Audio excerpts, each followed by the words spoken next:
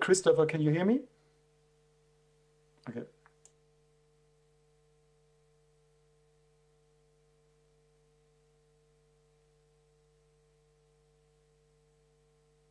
Yes, I hear you well, sir. Thanks for joining.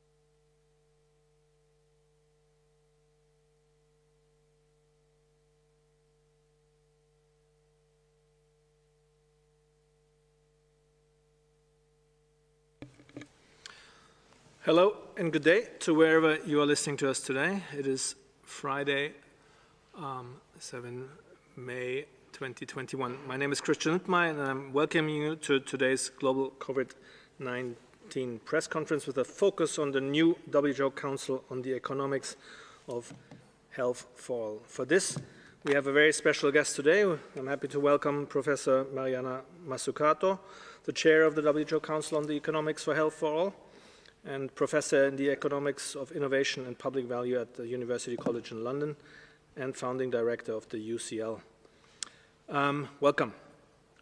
We have also a very special situation today because many of you have been waiting for the outcome of the TAG EUL and the SAGE deliberations. So we have guests for this too. We have the chair of the TAG, Professor Arnaud Didier-Laurent, with us, and Professor Alejandro Cravioto, the chair of the SAGE, for any further discussions later. But first, of course, here in the room, we have Dr. Tedros Adhanom Ghebreyesus, WHO Director General, Dr. Mike Ryan, Executive Director of WHO's Health Emergencies Program, Dr. Maria Van Kerkhove, Technical Lead on COVID-19, Dr. Soumya Swaminathan, Chief Scientist, Dr. Mariangela Simão, Assistant Director General for Access to Medicines and Health Products, and Dr. Bruce Aylward, Special Advisor to the Director General and the lead on the ACT Accelerator. Now, let me hand over to the Director General for the opening remarks. Dr. Tedros, the floor is yours.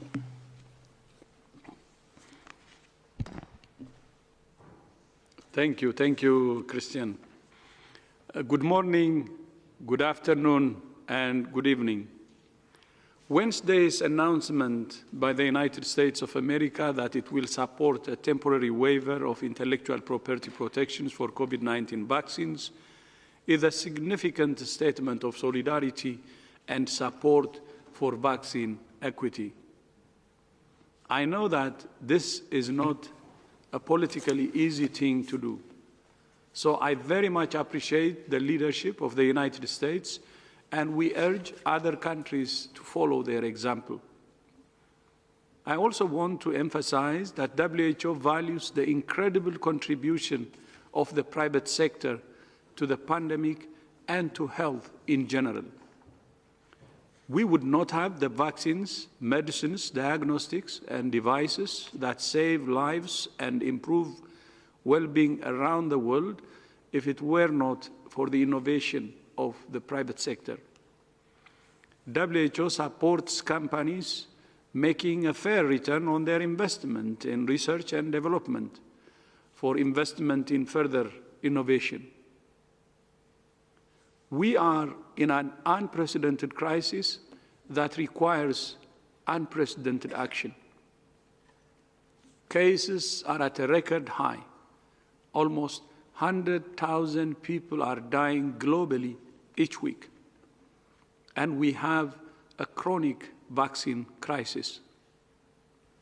The World Trade Organization provisions for IP waivers were designed precisely for a situation like this. If we don't use them now, then when? It's also important to remember that intellectual property waivers will need to be accompanied by transfer of technology and know-how for this difficult-to-make vaccines. We continue to encourage all member states to support technology transfers through CTAP, the COVID-19 Technology Access Pool. We encourage governments to offer incentives to manufacturers to share technology and know-how. And we encourage countries with the most vaccines to donate doses through COVAX, which is the fastest and most equitable way to increase the distribution of vaccines globally. Just as it takes a comprehensive approach of public health measures to defeat COVID-19, so solving the vaccine crisis requires that we pull out all the stops. WHO is continuing to explore every avenue for increasing access to vaccines globally. This afternoon, WHO gave emergency use listing to Sinopharm Beijing's COVID-19 vaccine, making it the 6th vaccine to receive WHO validation for safety, efficacy, and quality. This expands the list of vaccines that COVAX can buy and gives countries confidence to expedite their own regulatory approval and to import and administer a vaccine. The Strategic Advisory Group of Experts on Immunization, or SAGE, has also reviewed the available data and recommends the vaccine for adults 18 years and older with a 2-dose schedule. Vaccines remain a vital tool. But right now, the volume and distribution of vaccines is insufficient to end the pandemic without the sustained and tailored application of public health measures that we know work. The COVID-19 pandemic is a vivid demonstration that health crisis is not just a health crisis. It can have dramatic consequences for livelihoods, businesses, and economies. The pandemic has shown that when health is at risk, everything is at risk. But when health is protected and promoted, individuals, families, communities, economies, and nations can thrive. That's why universal health coverage is WHO's top priority. All roads should lead to universal health coverage. I repeat, all roads should lead to universal health coverage. But globally, we're going in the wrong direction. Around the world, more households are spending an increasing proportion of their income on health. And more people are being exposed to poverty as a result of out-of-pocket health spending. It's clear that making progress toward this universal health coverage cannot just be a matter for ministries of health, but takes an all-of-government approach with leadership from the highest political levels and close engagement with ministries of finance. As we recover and rebuild, we have a unique moment to mobilize investments for healthier, more resilient, more productive, and more sustainable societies. We need a new narrative that makes health for all the central goal of public policies on innovation, industry, employment, environment, and more. That's why we have established a new WHO Council on the Economics of Health for All to identify new ways to shape the global economy and to build societies that are healthy, inclusive, equitable, and sustainable. The Council comprises 11 distinguished experts in economics, health, government, finance, and development from around the world, and is chaired by Professor Mariana Mazzucato, the professor of the Economics of Innovation and Public Value, and founding director of the Institute for Innovation and Public Purpose at University College London. Professor Mazzucato, thank you for your leadership of this new council, and thank you for joining us today, and you have the floor. Thank you, Dr. Tedros. I cannot tell you what an honor it's been also talking to you in the last months about this council, and it was so wonderful yesterday when we met for the first time with the 11 women. And as you and I have said, when people ask us why only women, we will say why not. So I'm already preempting one of the questions. The mission of the Council is to provide a new approach to shape the economy with the objective of building healthy societies that are just, inclusive, equitable, and sustainable.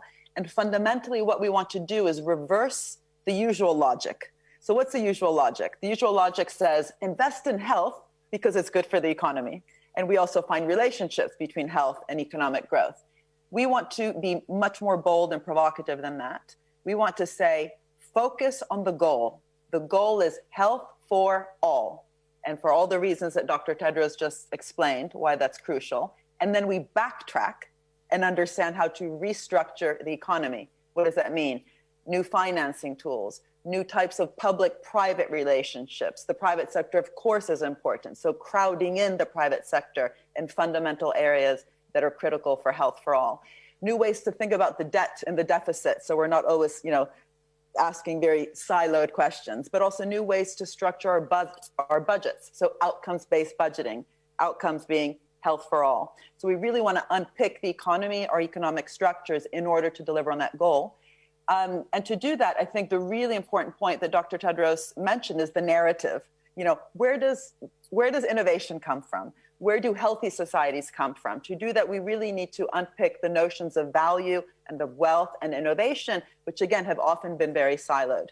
There's going to be 4 major areas of work, and maybe I'll just touch on them very quickly. One is on measurement. How do we actually value and measure health for all? And that means both within organizations, but also, of course, with GDP metrics, which we all know are limited. But unfortunately, we have not succeeded in really replacing the kind of static notions of, say, cost-benefit analysis and net present value as, again, kind of static ways to actually measure the value that, for example, ambitious policies can deliver. We want to focus on capacity on the ground, which we've, of course, with COVID-19 seen has really been missing in so many different countries. So what is the capacity within the public sector that's required in order also to collaborate with the private sector on all sorts of different areas? And unfortunately, as we have been under-financing, under-resourcing, but also under-imagining the role that the public sector can play, we want to really focus a lot on that. Third, finance. So the actual investment that's required in health for all. And that has 2 sides, both the financing, literally new financing tools, including how to redesign particular institutions like development banks to really also focus on health for all, but also the kind of macroeconomic finance, again, coming back to these issues of deficits, debts, and outcomes-based budgeting. And finally, innovation, which is so central to the topic this week and last week around the big news from the Biden administration in terms of how do we actually govern innovation, including not only intellectual property rights, towards areas that we're sure will actually benefit people, right? So innovation for the common interest. And of course, we need to be incentivizing innovation and think of all sorts of issues that are critical for the private sector, but really this is about nurturing collective intelligence. The private sector is very important, but so is the public sector in innovation. In the US, where Biden is leading the country, the public sector puts $40 billion a year in health innovation. So they are also creating value, co-creating value. So how can we actually govern that collective creation of innovation in such a way that people actually benefit? So these are the 4 areas, and I think I've spoken enough. So I'm happy to pass back to Dr. Tedros and happy to also answer any questions later.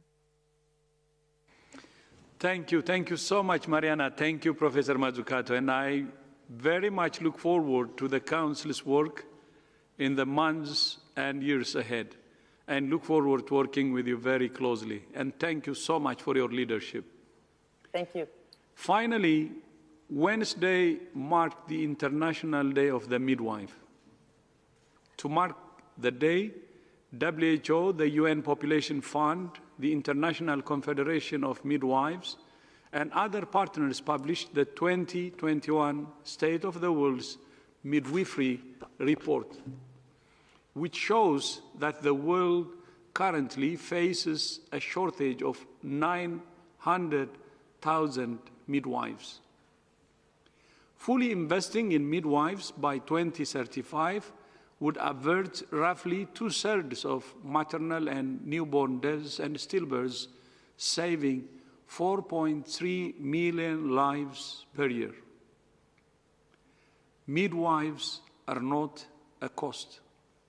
They're an investment in a healthier, safer, fairer future for all of us. Christian, back to you. Thank you so much, Dr. Tedros. With this, we're opening the floor for questions. And again, let me remind you that we have, as other special guests, also Professor Arnaud Didier-Laurent from the chair of the Technical Advisory Group, and Professor Alejandro Gaviotto, the chair of the SAGE. And in order to get into the queue, please raise your hand. And we'll start with Emma Farge from Reuters. Emma, please unmute yourself. Good afternoon. Thanks for taking my question. I was wondering, 2 months away from the Olympics, is there any safe way for it to happen? Thank you. Thank you very much. We'll start with Dr. Van Kerkhoff. Yeah, I'll start, and others may want to come in. You know, the question of sort of, you asked a very specific question. I'm going to give you a very vague answer. There are a lot of things that are happening right now globally where we're seeing an increase in cases around the world. We have reached the highest level of case incidence. The number of deaths that are being reported around the world is really shocking this late into a pandemic. When we have the tools at hand that can prevent infections, that can prevent those who are infected from spreading to others, and can prevent people from dying. One of the biggest ways in which we know can limit the spread is around our physical distancing and reducing the number of contacts that we have. Having said that, what we advise in every situation is taking a risk-based approach, because the situation globally is very different. The intensity of transmission is very different. And so at an individual level, we're asking everyone to know what your risk is through that activity and take measures to lower your risk. Practice your physical distancing, wearing a mask, avoid crowded spaces, make sure you have good ventilation if you're indoors. It's as simple as opening the windows if it's safe to do so. Practice respiratory etiquette. Get a vaccine when it's your turn. Avoid mass gatherings, and when there are events that are taking place, we support countries in using this risk-based approach to take the decision about if an event can happen. This is for the Olympics as well as for having a barbecue in your home. Don't forget that even though there's a lot of attention for big gatherings like the Olympics, like religious festivals, like political rallies, there's also a risk at even some of these small gatherings at your home. It depends on where you live. It depends on how much virus is circulating. It depends on if there are appropriate measures that could be put in place to have a plan for case detection, for early recognition, for caring of those individuals, for contact tracing, a good communication plan. It also matters about the vaccine allocation and vaccine rollout in individual countries. So my answer is vague because it matters for every single event, every single gathering that is happening worldwide right now. What we really need is everyone around the world to take measures to keep yourself safe, to minimize exposure to this virus and the virus variants, and make sure that you don't allow the virus to spread. Mike? Thank you, Maria. And with specific reference, I think you were speaking specifically about the Olympics. The issues regarding the Olympics are multi-dimensional. There is the issue with regard to the safety of athletes and their teams within the environment of the Olympic Village and the Olympics themselves. Then there's the issue of the venues and whether spectators attend or don't attend. Then there's the issue of social mixing around those venues. And then there is the issue of whether spectators or attendees will come as from outside the country. And all of those have to be considered separately. It's not whether we will have an Olympics or not. It's how those individual risks within that framework are being managed. There's been a tremendous amount of work done on the playbooks for the teams and the delegations that are coming. A lot of preparation amongst those teams regarding testing and quarantines and arrival, and measures that have been taken in the Olympic villages, in the training facilities and around the venues themselves. Then there is the matter of attendance within the facilities themselves, and I believe the Japanese authorities and the IOC still have not made final decisions regarding the level of attendance at those venues because of the variations in the incident situation in Japan itself. Positivity rates in Japan are around 7%. So Japan has experienced an increase over the last number of, like everybody else, over a period of weeks and months. That has levelled off. It is not continuing to increase, and it is our hope, it is our hope for every country that that continues on a downward trend. And we will leave it to the authorities in Japan, who are highly competent, to decide what level of attendance could occur in the Olympics. I think the authorities have already decided that spectators and others will not be allowed come to the Olympics from abroad. So that's not something that's on the table at the moment. And then the issue will be the extent to which social mixing and socialising is allowed around the Olympic venues themselves. And again, I believe measures are being put in place for that, and decisions around that level of mixing will be made by the Japanese authorities in due course. And I've said the word mixing a number of times, and we've said this again and again with this virus. This virus transmits in places where people mix in higher density for prolonged periods of time. The aim of the protection around the athletes is to prevent that type of contact and mixing and close proximity, to create an environment of safety for the athletes, to create and maintain an environment of safety for everyone who attends, whatever that proportion is, and to create an environment of safety around the venues themselves. Some of those decisions cannot be made until closer to the event, because it will depend on the epidemiologic situation at that time. So it is not a failing at all on behalf of the organisers that they haven't made certain decisions, because those decisions can only be made on the basis of the epidemiologic parameters that pertain at that time.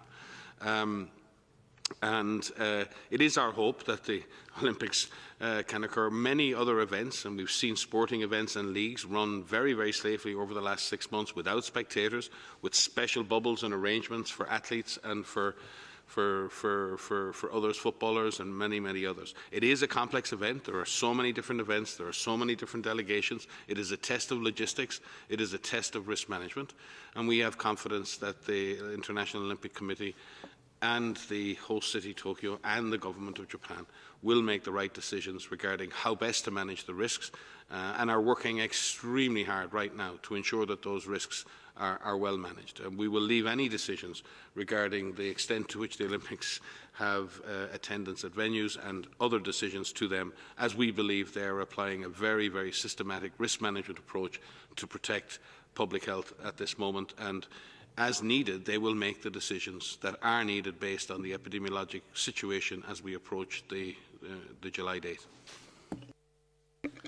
Thank you very much both for this comprehensive view. And the next question goes to Donato Mancini from the Financial Times. Donato, please unmute yourself.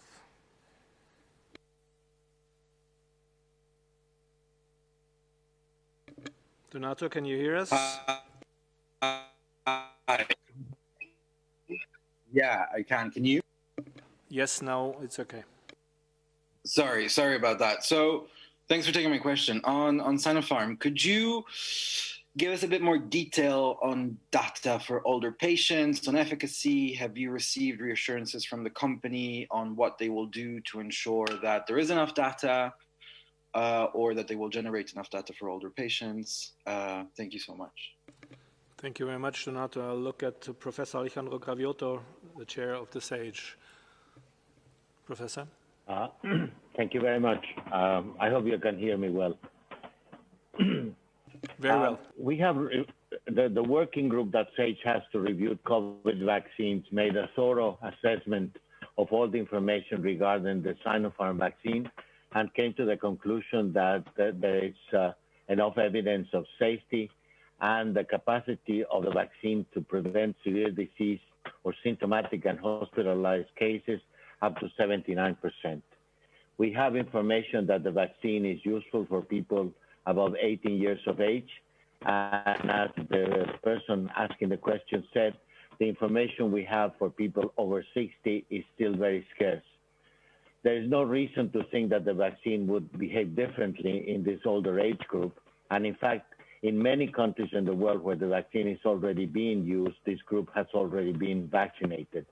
So in that sense, what we're encouraging is for the company or the people who are now in charge of the country programs to make sure that they have strong follow-up programs of safety and effectiveness of the use of this vaccine, especially in three groups of people: the over 60-year-olds, for which we have little information, people with comorbidities, which are essential as one of the main components for mortality, and of course the issue of pregnancy, for which there is also very small, there is no information for this vaccine. Once we have this information, then as with any other vaccine that SAGE has reviewed, we will look at the new evidence and make changes in our interim recommendations for this vaccine. But for now, after getting an EUL approval, we see no reason why this vaccine should not be recommended fully for use of people 18 years and above in a dosage of 2 doses from 2 to 3 weeks apart. Thank you very much. Thank you very much, Professor Cravioto, and I'll look at Professor Arnaud Didier-Laurent, the chair of the TAG for Safety, Efficacy and Quality. Thank you. So maybe I take the opportunity to explain a little bit what the TAG is doing, because I think that's the first time we actually have the opportunity to do this. So actually we are a group of independent experts that I'm honored to chair. And we are from different countries, different expertise in the world. And our role is to perform a benefit risk assessment of COVID-19 candidate vaccines. And this is based on a report that is provided by the product evaluation team at WHO. So they're composed of regulatory experts of WHO, but also regulatory experts from different countries. So it is really a global effort, and we actually, in our assessment, we're particularly focusing on the specific needs of the low and middle income countries, including the way vaccines can be implemented. So in the context of these vaccines we're talking about, developed by the BIBP Sinopharm, we have reviewed data on quality of the vaccines. That include outcome of an inspection of the manufacturing facilities. We also reviewed available data on efficacy and safety of the product, including the risk management plan, which is an important document because it includes the, how we're going to monitor the performance of the vaccines after listing. So overall, and based on the robust assessment of this data and actually further clarification from the company, we concluded that the benefit risk assessment was favorable for this inactivated COVID-19 BIBP vaccine. And therefore, we recommended actually this morning the listing of the vaccines for emergency use. To the question how this is going to be followed up, and actually, like all the vaccines we have been listing as part of our group work, and the TAG, and together with actually the WHO product evaluation group, we requested additional studies that include clinical and real-world evidence from the company that committed to perform these studies.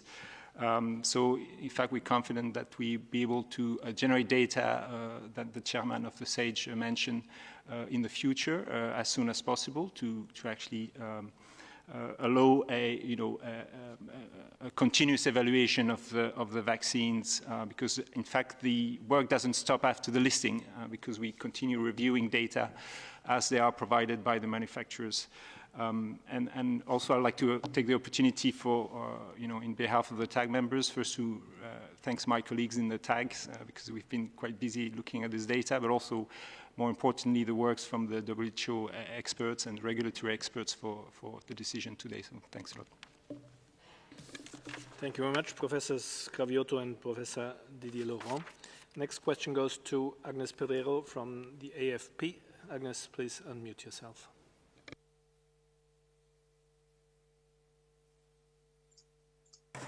Yes. Hi, everybody.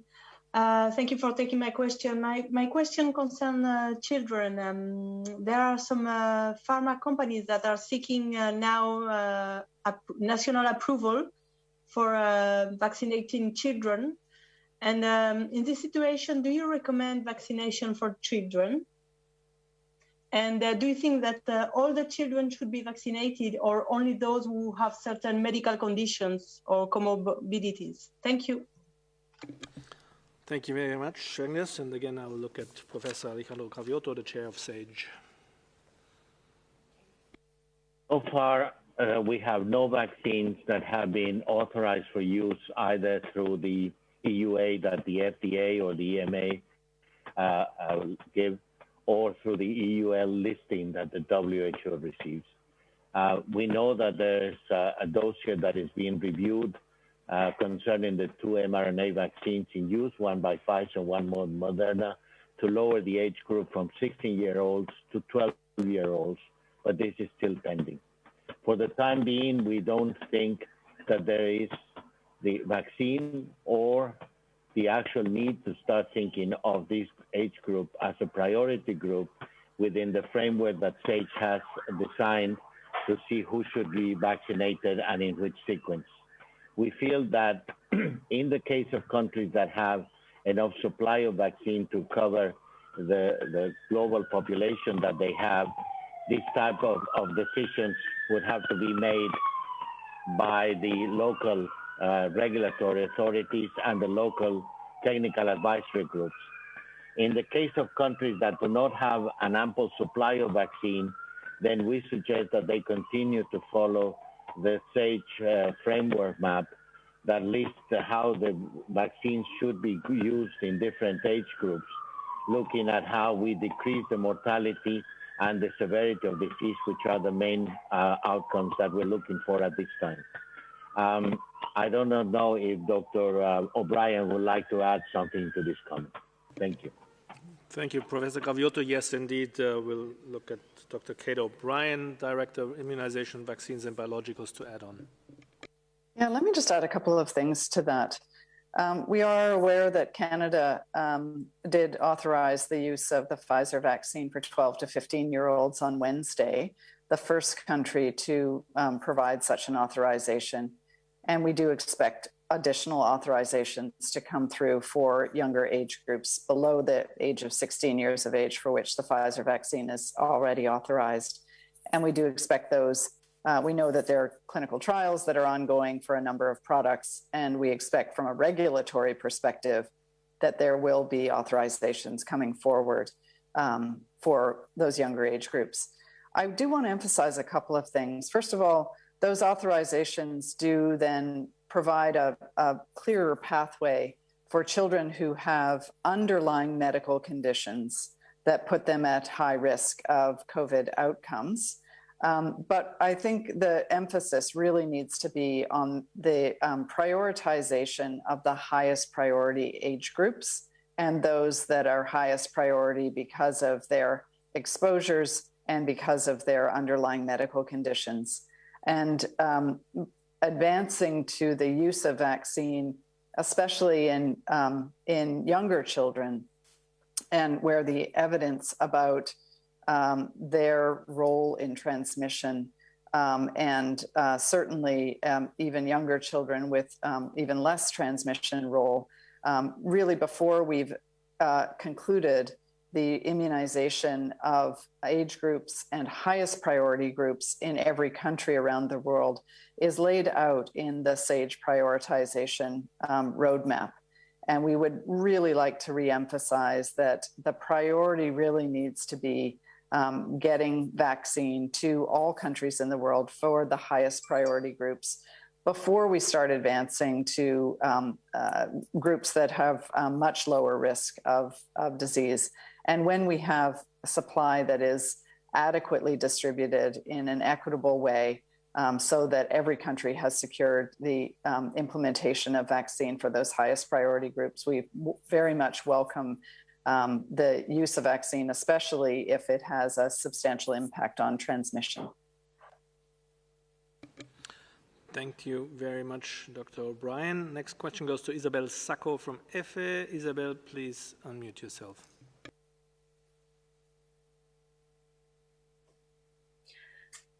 Good afternoon, everyone.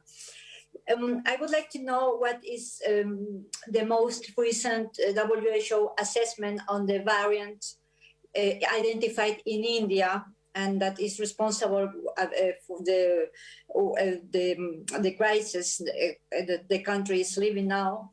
Do you know now if this variant is responsible for the current situation? Do you think that it should be considered as a variant of concern? And I would like to know if you consider that this variant is a risk, or there is a risk to spread to countries that have managed the pandemic lately. Thank you. Thank you very much, Isabel. And Dr. Maria von Kerkhoff, please. Thank you. Thank you very much for the question, and thank you for identifying this as the variant that was identified in India. This is the B1617, I believe, that you are referring to, which is indeed a virus variant, which is classified by WHO as a variant of interest at the global level. This is a variant that has several mutations that are of interest in terms of its ability to potentially cause increased transmissibility as well as reduced neutralization. We are, in fact, right now, the teams are meeting as we are here at this press conference to look at more detailed information from India as well as from other countries where this variant is also circulating. So part of your question was, is this variant being identified in other countries? And the answer is yes. Our ability to determine how much of this virus variant, the B1617, is circulating is largely dependent on the amount of genetic sequencing that is being done around the world. Now that is increasing, and we're seeing much more and better and more targeted use of sequencing, but it is still spotty around the world. The variant of interest, this B1617, is one virus variant that is circulating in India. There is also the B117, which is the virus variant that was identified first in the United Kingdom. This is classified as a variant of concern because it has demonstrated increased transmissibility, and this virus variant of concern has actually replaced other circulating strains in many countries around the world. So there's a combination of factors that are happening in India. We have the introduction of the B117, which has demonstrated increased transmissibility, this B1617, which does have some characteristics that suggest increased transmissibility. I say suggests right now because we're trying to pull together all of the information we have so that we can make a proper assessment, and the teams are doing that right now. We will also be discussing the B617 again with our virus evolution working group over the weekend. The other combination of factors associated with increased transmission in India has to do with social mixing and the number of contacts, the amount of mixing of individuals coming together, relaxation of some public health and social measures. It's a combination of factors. It isn't just one factor that is associated with increased transmission. The variants don't help. There are other virus variants that are circulating around the world that, of course, we're also looking at. So it's a combination of factors. But indeed, the 617 is one that we are looking at very, very carefully, looking at data that is coming directly from our colleagues in India who are studying this virus variant, as well as studies that are ongoing in other countries that have detected 617 in their populations. So we will have more information on that over the weekend and if at the latest on Monday. But we summarize everything we know about the virus variants in our weekly epidemiologic record, including the 617. So what we published on Tuesday on our website, I wish I had it, I would also hold it up in front of me, but if you don't look at those weekly epidemiologic updates, there's a wealth of information that's in there. And every week, we will describe what we know about the 3 variants of concern, the B117, the B1351, and the P1, as well as 7 variants of interest that we're tracking around the world. So it's a dynamic situation. The information is coming in fast and furious. We are working with scientists and partners around the world to consolidate our knowledge, the evidence that is coming online, even through preprints and through reports coming from countries, so that we can make a robust and a proper assessment about what we know, and then we can inform you accordingly. And just maybe to add for emphasis there, that we're always concerned with variants, because variants can have, they're different, they have a slightly different structure, so they can have slightly different properties. And those properties can affect transmission, they can affect their virulence, or the way in which they cause disease, or the severity of the disease that they cause. And that's why we're all concerned globally to track and monitor those variants. So first of all, that tracking and monitoring is in place, but it's patchy, and we don't have that monitoring in some places. And again, there's an equity issue in this as well. We don't have equitable distribution of the capabilities or the technologies to track these viruses at the genomic level. And we're working very, very hard within WHO and with our partners to do that. We're working very hard with our partners in the ACT Accelerator and the Diagnostics Pillar and others to try and shift that balance. The Wellcome Trust and many others are involved. Beyond that, and Maria is absolutely correct when she says that these viruses change over time, but what we've seen in South Africa with the B1351, without vaccine, South Africa brought that variant pretty much under control by applying public health and social measures, by building a partnership with communities, by decreasing mixing and crowding, by investing in diagnostics and testing, in identifying clusters, and in bringing the disease under control. I'm not saying that you can stop the variants or even to stop completely the wild strain by just using those measures. My concern right now is that this virus has huge kinetic energy in some countries. It's got a massive force of infection. And we have got to slow that down, because it has been driven by both human behavior, by the emergence of variants, and many other factors. It's in some senses, we're pushing 3 different accelerators at the same time. And we expect to slow down. We're expecting the virus to slow down, and we're pushing the accelerators. We have got to stop pushing the accelerators on this virus. We need to vaccinate more people and protect the vulnerable. We need to reduce the risk of emergence of variants. And we need to, and I hate to say this because everyone has the hope in vaccines, and I have exactly the same hope, that we will eventually get to vaccination coverage rates that will protect everybody. But we're not there yet.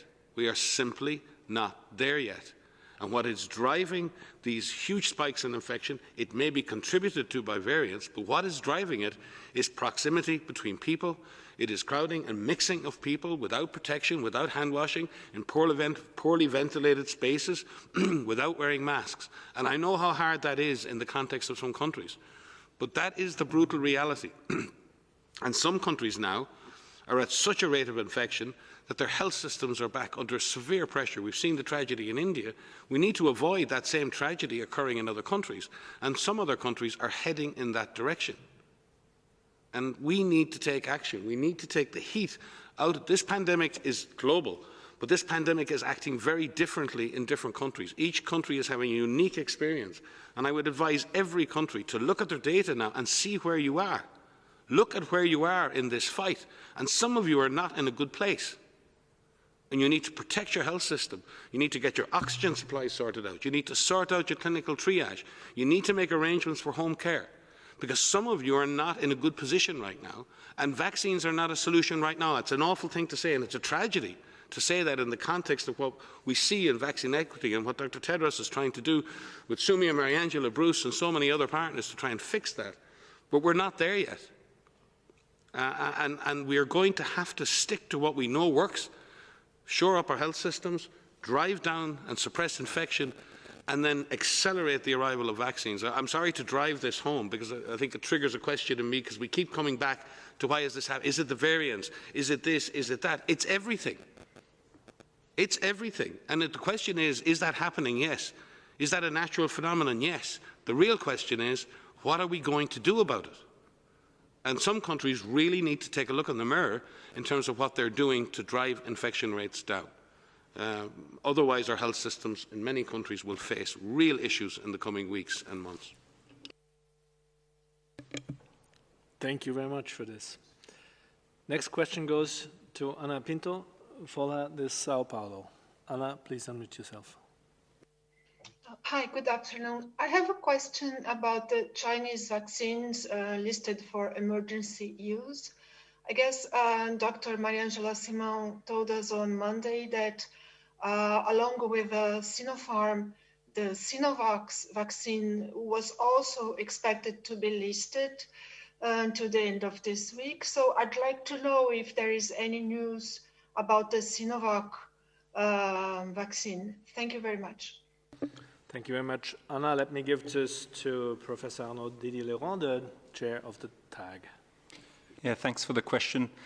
We have started review the report from Sinovac.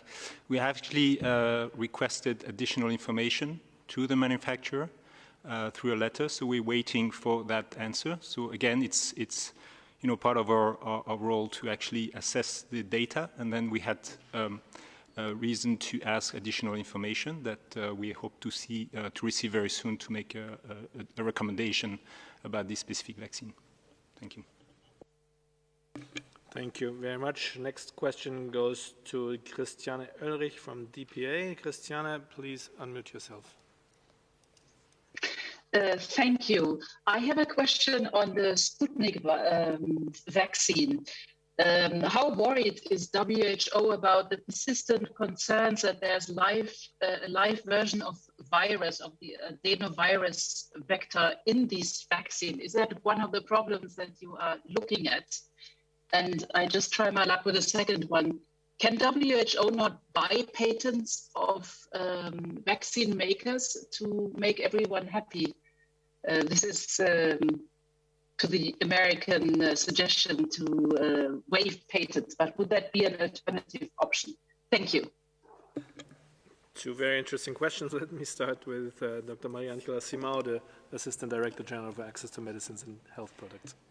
Thank you, Christiana, for the questions. On Sputnik is the vaccine that's produced by the Institute Gamaleya in Russia. It's still under assessment by WHO. We know of the concerns that were raised by one of the national regulatory authorities, but we are still with the process ongoing in WHO. We did have a team doing inspections in Russia now during April for the good clinical practices, together with the European Medicines Agency. And the 10th of May, we have a team again in Russia inspecting the good manufacturing practices for manufacturers. So at this current stage, we are still analyzing the data, receiving additional information on the dossier, and doing the inspections on site. That's what's happening now with Sputnik. We expect that the inspections will end the first week of June. And if we have the full dossier and all the information that's needed, we will be able to convene the TAG, the Technical Advisory Group for which Dr. Arnaud is the chair. But it depends on the inspections being made and the dossier being completed. On the question on if WHO could buy patents, I don't think anyone can buy patents, right? Because it's a system that allows for either for the use of the TRIPS flexibilities in terms of compulsory licensing, voluntary license, and other things, or like it's being discussed at the WTO at the moment for a waiver, which means a temporary suspension on intellectual property rights for COVID products. Thank you. Thank you very much, Dr. Simao. Next question goes to Sophie Mokoena from SABC South Africa. Thank you so much. I just want to check on the issue of building back better, the revival of the global economy. We know that the G7 countries will be meeting in June. Is there a specific message from the WHO that you would perhaps present to the G7, these industrialized nations, in terms of what needs to be done or to be taken into consideration as the world tries to rebuild the economy? Because without rebuilding of the economy, I can't see us even defeating this pandemic, because poverty can sometimes lead to a situation where the behavior of people the behavioral change is very, very difficult because of poverty. Thank you very much, Sophia. I look at Professor Mariana Mazzucato, the chair of the WHO Council on the Economics of Health for All. Great. So it's such an urgent question you're asking, Sophia, because this is not the first time that the globe has had a huge emergency to react to together. You remember that with the financial crisis, there was a lot of liquidity poured into the system, basically in order to save capitalism. Most of that finance went back into the financial sector. This time, what we have to make sure is that every country's recovery plan is not only strong, but is built in such a way that the funds actually land on the structures on the ground. And in the first instance, of course, on the health system, which has revealed to be very weak, but also on new forms of public-private partnerships. I think what this whole debate over the vaccine should hopefully reveal to us that it's not about the state or the private sector. It's actually about how to work together in better ways. And here I think we should really look at some countries where, for example, there's conditionalities attached to bailouts for particular sectors.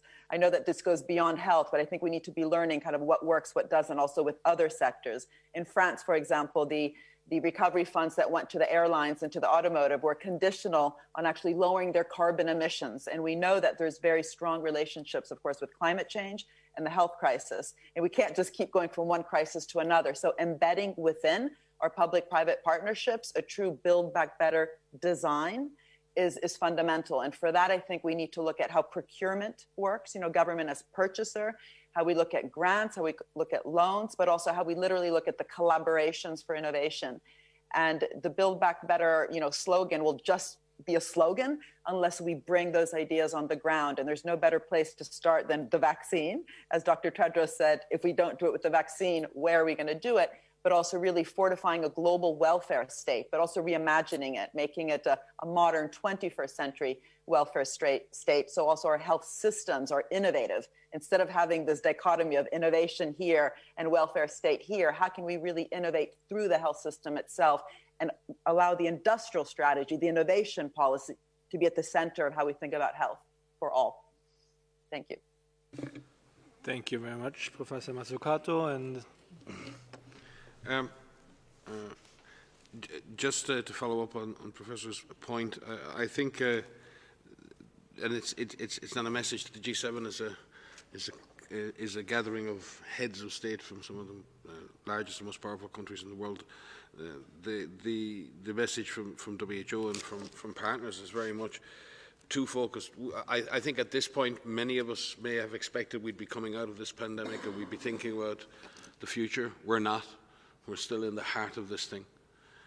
So therefore, the G7 has a twofold challenge, as does the G7, the EU, the African Union, everybody has. How do we stop this one, and how do we prevent the next one? It's very simple.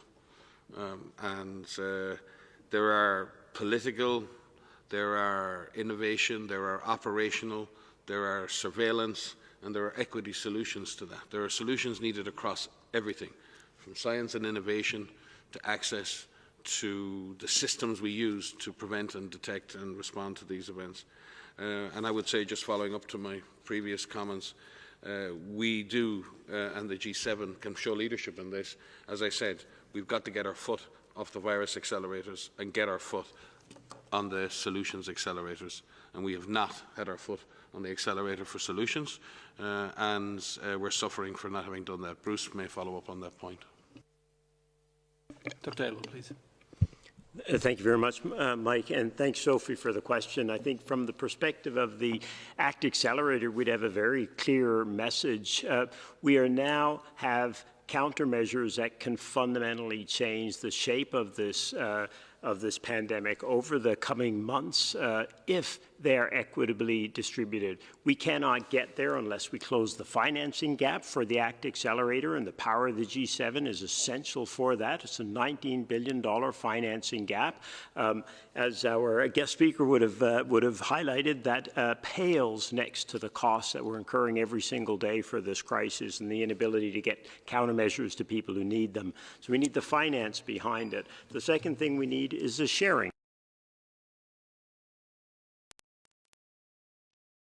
much of the crucial countermeasures, the vaccines we've been talking about, and we need to be able to share not just the doses, but the production capacity. Going back to one of the questions that were asked earlier today, the numbers are just getting more staggering. Nearly 1.25 billion people in this world, or billion doses, pardon me, of vaccines have been administered now. 1.25 billion doses of COVID-19 vaccines around the world.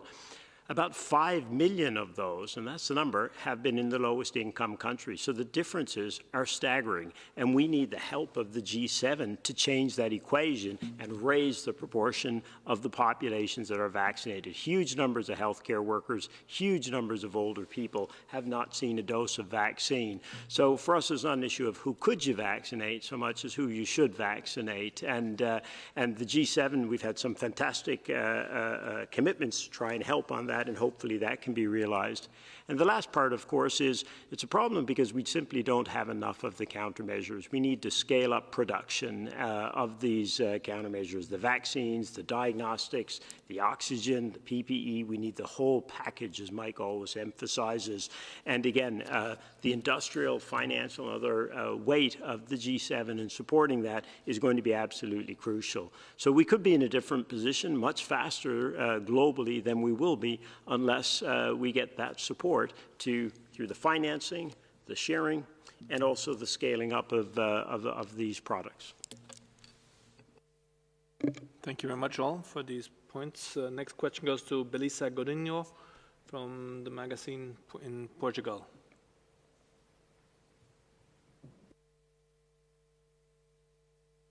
Belisa, do you hear us? Please unmute yourself. Hi. Thank you for taking my question. Globally, is there a target date for the end of the pandemic? Thank you. Tomorrow, I hope, but sorry, it's very difficult to answer your question. I understand the spirit in which it's asked, and the spirit of hoping this ends, as we all do, but unfortunately, we cannot predict that date. But as Bruce said, if we had a whole lot more vaccine in a whole lot more arms, we'd be a hell of a lot closer. But we cannot give a date for that. It would be inappropriate and would be incorrect. I was going to give the same answer, but I do think it's a question that should be asked. It's the question that we should all be asking: is when is this going to be over?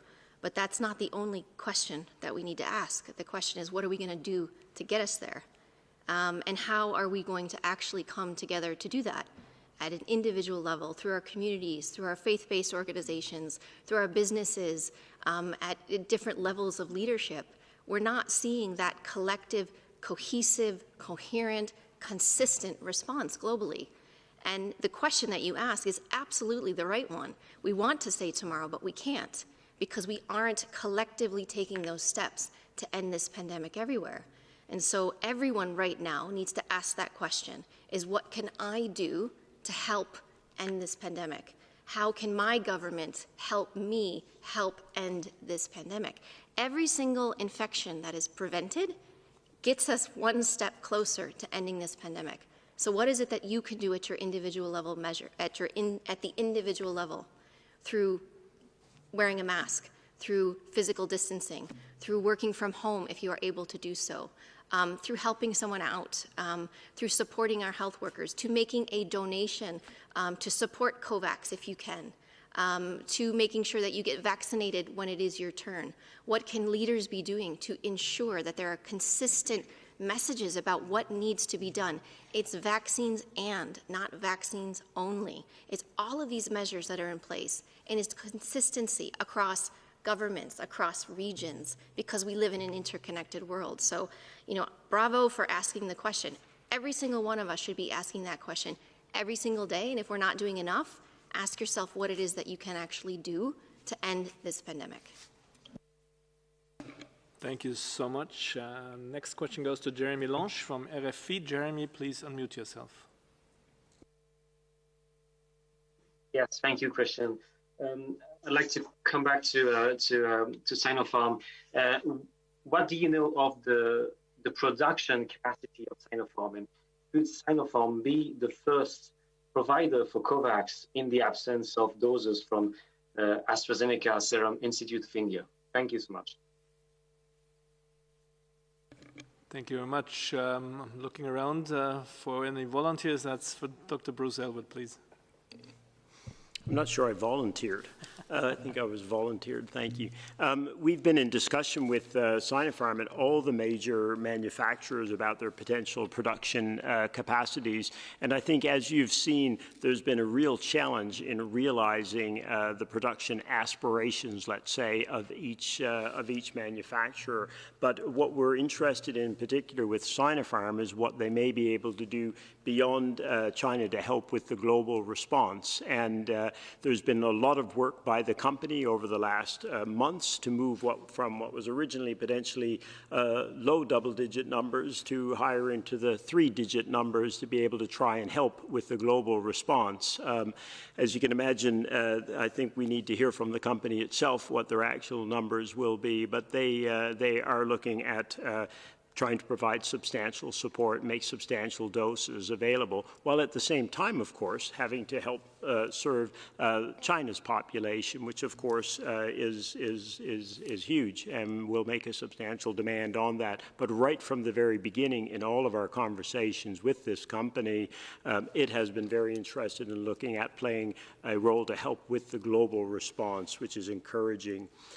Just while I have the floor, I would like it to just add one comment we should have earlier, perhaps, as we were talking about what could be done to help, and that is just to recognize an announcement from earlier this week that we didn't get a chance to speak to, and that was the announcement by Sweden of their donation of vaccines to the COVAX facility. We had a very generous donation of 1 million doses of vaccines by Sweden. And what's so important about that is when you look at the size of Sweden, 10 million people, it has about 3 million doses of vaccines that it's contributed, and it's already looking at donating nearly 1 million doses, which is about 20% of what they will have used during the time period that they'll try and donate that. And I think as we spoke to the minister about this, it was just a recognition of the need to tackle this on a global level. And further to the point that Maria was making earlier, part of the reason was the support. And of course, it's always a tough political choices to do these things, but there is support from the population. And I think as we look at what people can do, it's make sure political leaders know that if you support the sharing of these scarce products so that we can protect healthcare workers and the older populations globally, that's an important part of the equation. Thank you very much, Dr. Elwood and Dr. O'Brien to add. Yes, so just to complement what the important points that Bruce just made, especially around the donations, I do want to also emphasize, Bruce had mentioned previously the $19 billion financing gap for the ACT Accelerator. And embedded within that, of course, is a financing gap for the COVAX facility. So what is really essential, as Mike has said, all of these things are needed.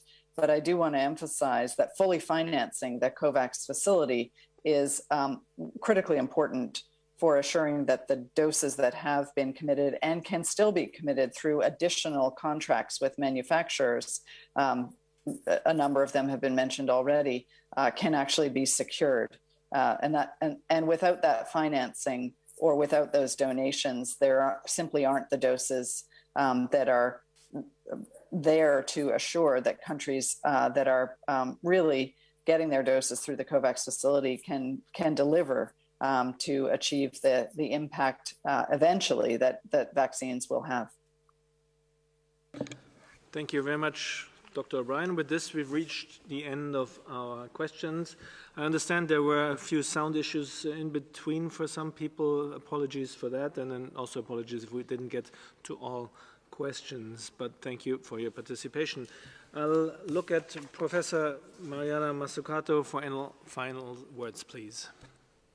Sure. I mean, perhaps I can just say one thing which I didn't say, which at least, for me, it's so important that the council not just be another talk shop.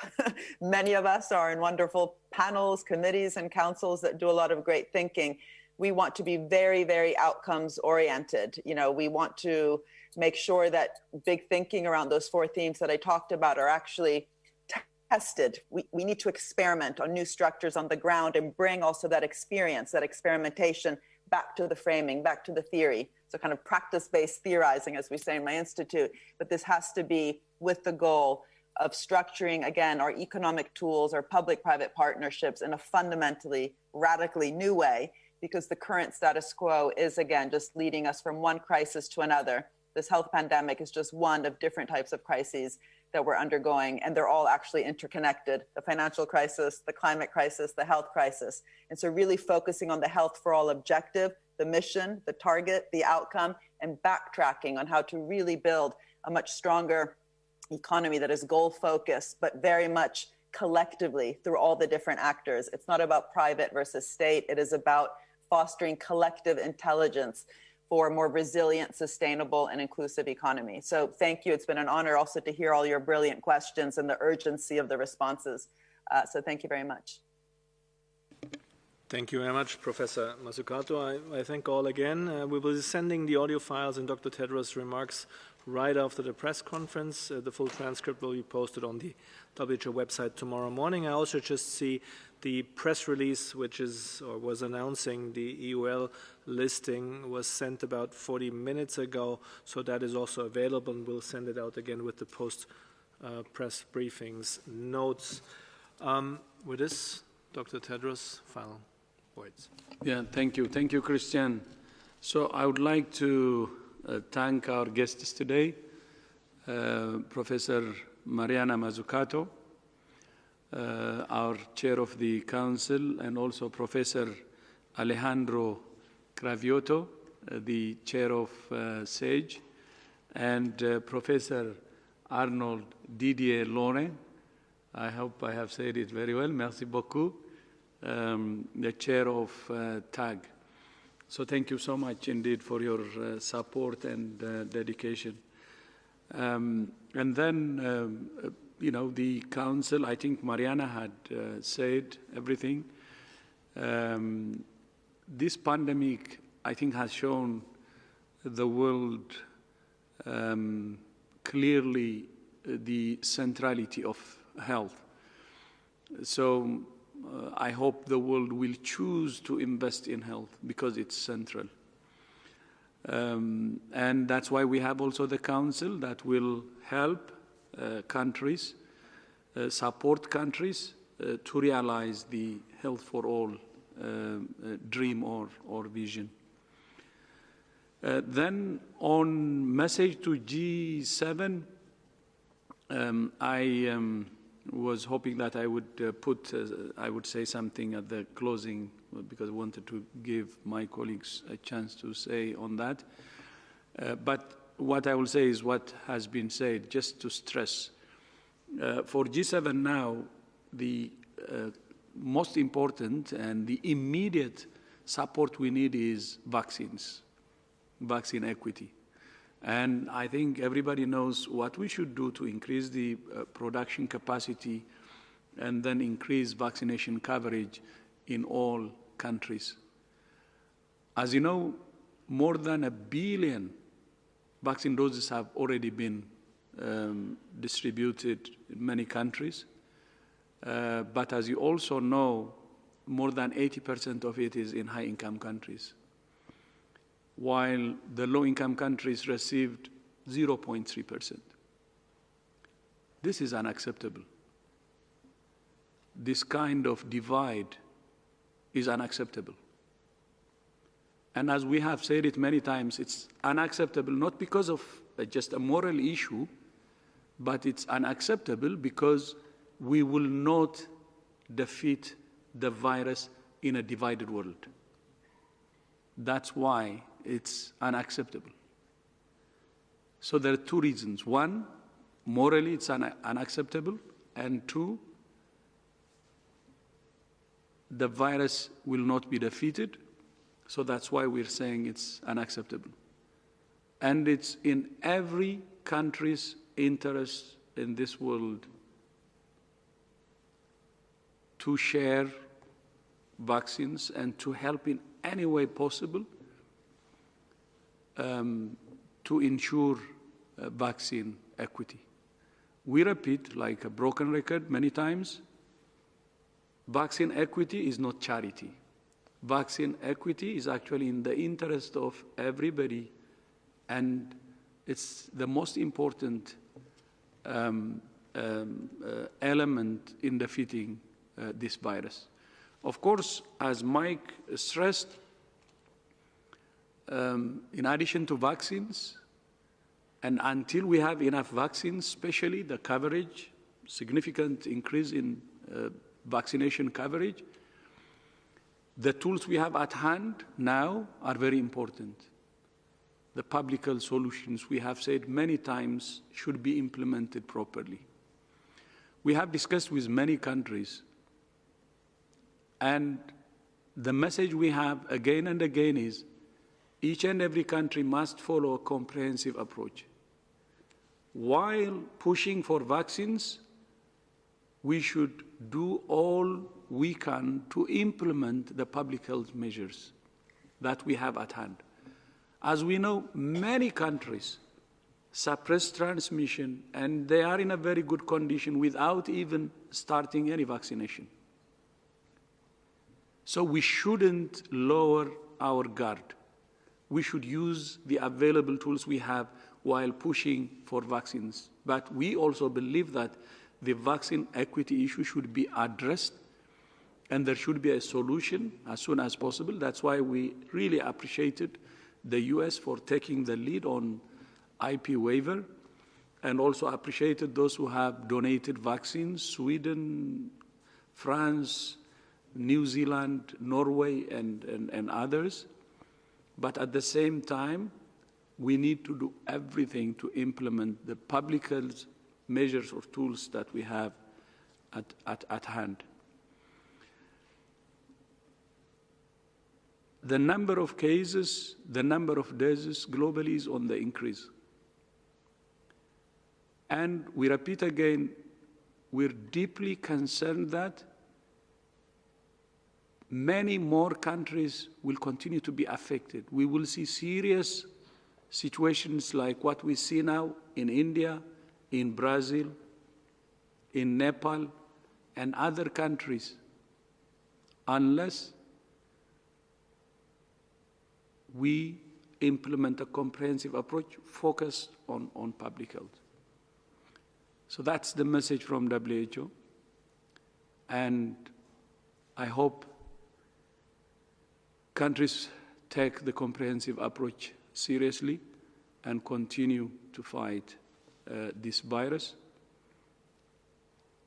and end it together.